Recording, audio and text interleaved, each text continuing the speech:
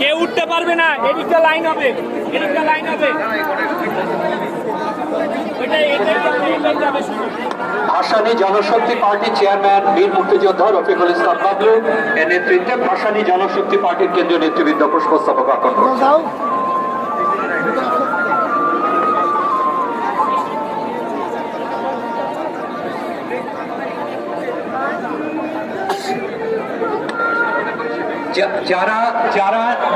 যারা নিয়ম মানছেন না, আমরা তাদের নাম বলতে সক্ষম হব না, কারণ আমরা তাদের দেখতে পাচ্ছি না এবং আমাদের স্বেচ্ছাসেবকরা নিরবচ্ছিন্ন সংগ্রাম করছেন আপনাদের শৃঙ্খলা আনবার জন্য।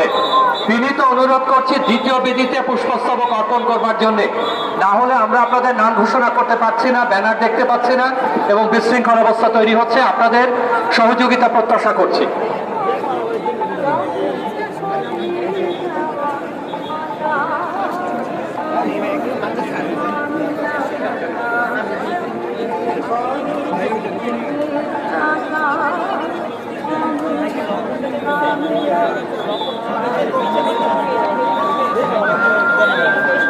পুষ্পস্তবক অর্পণের জন্য শহীদ বেদিতে শৃঙ্খলা রক্ষার জন্য বিনীত আহ্বান জানাচ্ছি।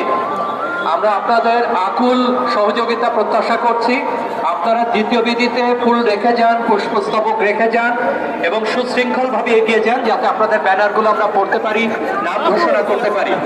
আপনাদের সহৃদয় সহযোগিতা প্রত্যাশা করছি।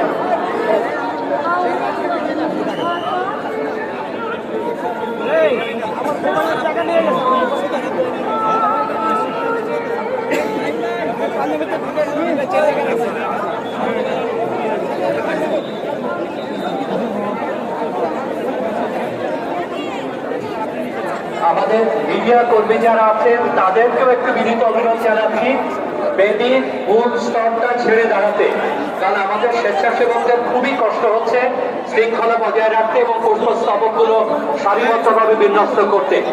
গণমাধ্যম কর্মীদের দৃষ্টি আকর্ষণ করছি, আপনাদের প্রতি বিনীত আহ্বান জানাচ্ছি বেদির প্রথম স্তরটি ছেড়ে দাঁড়াতে, যাতে করে আমাদের স্বেচ্ছাসেবকরা সুশৃঙ্খলভাবে পুষ্পস্তবক অর্পণে সহায়তা করতে পারেন।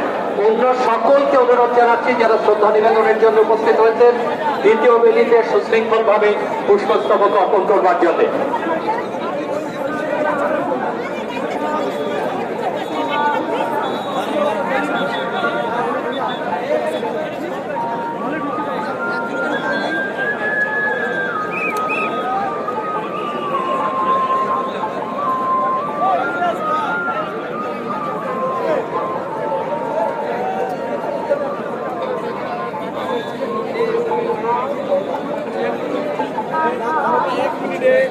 রাষ্ট্রপতি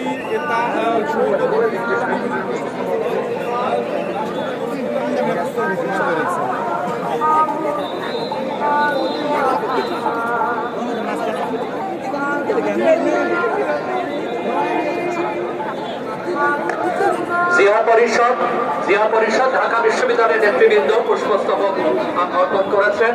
তাদের সংগঠনের এস এম শফিউল্লাহ সাধারণ সভাপতি এবং সাধারণ